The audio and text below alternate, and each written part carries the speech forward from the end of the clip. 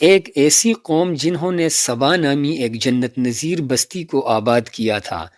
قوم سبا جنہیں اللہ نے بے شمار نعمتوں سے نوازا تھا، لیکن انہوں نے ایسا کون سا جرم کیا تھا کہ ایک ادنا سے چوہے نے اس عظیم بستی کو تباہ و برباد کر دیا، اور اللہ تبارک و تعالیٰ نے اس خوبصورت اور صاف شفاف علاقے کو خوفناک اور کانٹے دار کھنڈرات کے اندر تبدیل کر دیا اور ان سے اپنی تمام تر نعمتوں کو چھین لیا۔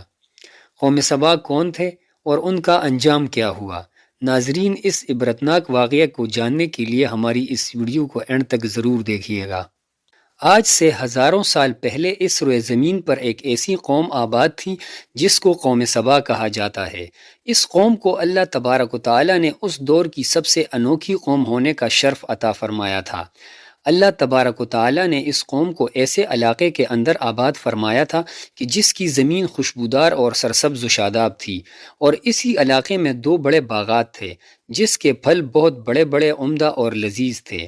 ان باغات کے اندر اس قدر پھل تھے کہ اگر کوئی شخص ایک ٹوکرا لے کر ان باغات سے گزرتا تو بغیر ہاتھ لگائے اس کا ٹوکرا طرح طرح کے پھلوں سے بھر جاتا۔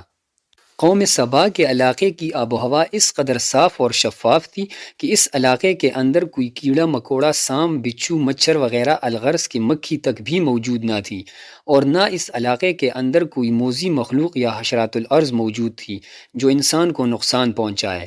اللہ تبارک و تعالیٰ نے قوم سبا کے علاقے کے موسم کو اس قدر خوشبودار اور خوشگوار بنایا تھا کہ جس سے کسی بھی انسان کو کوئی تکلیف نہ پہنچے۔ یعنی قوم سبا کا علاقہ نہ تو زیادہ گرم تھا اور نہ ہی زیادہ سرد، بلکہ اس علاقے کا موسم ہر وقت خوبصورت اور خوشگوار ہوتا تھا۔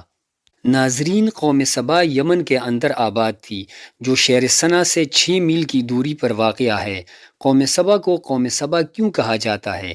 اس کے متعلق روایات میں آتا ہے کہ یہ ایک آدمی کا نام تھا جو اس قوم کا سردار تھا، اور اسی وجہ سے اس کی قوم کو قوم سبا کہا جاتا ہے۔ جیسا کہ حدیث پاک میں آتا ہے کہ حضرت ابن عباس رضی اللہ تعالی عنہ سے روایت ہے کہ ایک شخص نے حضور اکرم صلی اللہ علیہ وآلہ وسلم سے سوال کیا کہ یا رسول اللہ صلی اللہ علیہ وآلہ وسلم، سبا جس کا ذکر قرآن پاک میں ہے، یہ کسی آدمی کا نام ہے یا عورت کا یا زمین کے کسی حصے کا نام ہے؟ تو حضور اکرم صلی اللہ علیہ وآلہ وسلم نے ارشاد فرمایا کہ یہ ایک آدمی کا نام ہے جس کے 10 بیٹے تھے۔ ناظرین، قوم سبا 2 پہاڑوں کے درمیان آباد تھی۔ ان دونوں پہاڑوں کے درمیان ایک دیوار بنا کر وہاں پانی جمع کیا جاتا تھا، جیسا کہ آج کے دور میں پانی کو جمع کرنے کے لیے ڈیم بنائے جاتے ہیں۔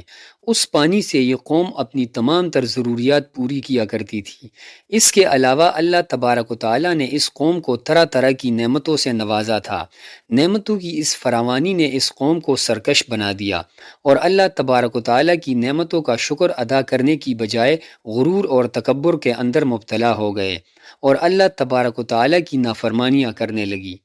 اللہ تبارک و تعالیٰ نے اس قوم کی ہدایت کے لیے یکے بعد دیگرے 13 انبیاء کرام کو مبعوث فرمایا، جنہوں نے اس قوم کو ہدایت کی طرف بلایا اور اللہ تبارک و تعالیٰ کے شکر گزار قوم بننے کا کہا، لیکن اس قوم نے ان تمام تر انبیاء کرام کو ایک ایک کر کے جھٹلا دیا اور کسی کی نہ مانی۔ ناظرین، اس قوم کا ایک سردار تھا جس کا نام حماد تھا، اور یہ ایک متکبر بادشاہ تھا۔ اس بادشاہ کا ایک بیٹا تھا۔ جب اس کے بیٹے کا انتقال ہوا تو اس بدبخت بادشاہ نے غرور اور تکبر کی وجہ سے آسمان کی طرف منہ کر کے تھوکا، اور اس طرح اس بدبخت بادشاہ نے اپنے کفر کا اعلان کیا اور لوگوں کو سرعام کفر کی دعوت دینے لگا، اور جو شخص کفر کرنے سے انکار کرتا یہ بادشاہ اس کو قتل کر دیتا۔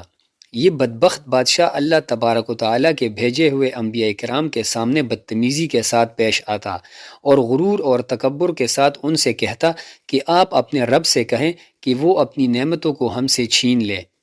اس طرح یہ بدبخت بادشاہ غرور اور تکبر کے ساتھ اللہ تبارک و تعالیٰ کی ذات کو للکارنے لگا۔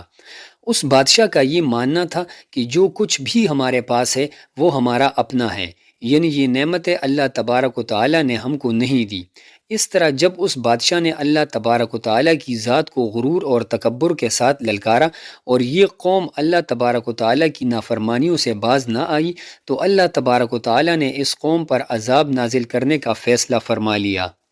ناظرین، قوم سبا چونکہ دو پہاڑوں کے درمیان آباد تھی جن کے درمیان دیوار کو بنا کر پانی جمع کیا جاتا تھا، ان پہاڑوں کے درمیان تین بڑے بڑے تالاب تھے جن کو دیوار کے ساتھ بند کیا گیا تھا۔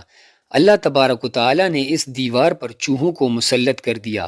ان چوہوں نے اللہ تبارک و تعالیٰ کے حکم سے اس دیوار کے درمیان سوراخ کرنے شروع کر دیے۔ جب اس دیوار میں سوراخ ہو گیا تو اس سے پانی نکلنا شروع ہو گیا۔ آہستہ آہستہ سوراخ ایک بہت بڑے شگاف کی شکل اختیار کر گیا، اور جب اللہ تبارک و تعالیٰ نے اس قوم پر سیلاب کا عذاب مسلط کرنا چاہا تو وہ دیوار ایک دم سے ٹوٹ گئی، اور اس قوم پر اللہ تبارک و تعالیٰ کا دردناک عذاب نازل ہو گیا۔ قوم سبا کا پورا علاقہ اس سیلاب کے اندر غرق ہو گیا، اور ان کے تمام سرسبز و شاداب باغات اور کھیت تباہ و برباد ہو گئے۔ ان کے عمدہ اور عالیشان محلات سب غرق ہو گئے، اور اس طرح اللہ تبارک و تعالیٰ نے قوم سبا پر اپنا دردناک عذاب نازل فرمایا اور قوم سبا کو تباہ و برباد کر دیا۔ ناظرین، روایات میں آتا ہے کہ قوم سبا کا وہ علاقہ جہاں سب سے خوبصورت، عمدہ اور لذیذ باغات تھے، وہاں پر اللہ تبارک و تعالیٰ نے خوفناک اور کانٹے دار درختوں کو پیدا فرما دیا۔ اس طرح قوم سبا سے اللہ تبارک و تعالیٰ نے اپنی نعمتوں کو چھین لیا اور ان کو میٹھے اور عمدہ پھلوں کی بجائے کڑوے اور کانٹے دار پھل دیے۔ وہ قوم سبا کی جن کی مثال پوری دنیا کے اندر خوشحالی کے ساتھ دی جاتی تھی، اسی قوم سبا کو اللہ تبارک و تعالیٰ نے دنیا کے لیے عبرت کا نشان بنا دیا۔ اللہ تبارک و تعالیٰ سے دعا ہے کہ اللہ تبارک و تعالیٰ ہمیں اپنی نعمتوں کا شکر ادا کرنے کی توفیق عطا فرمائے۔ آمین۔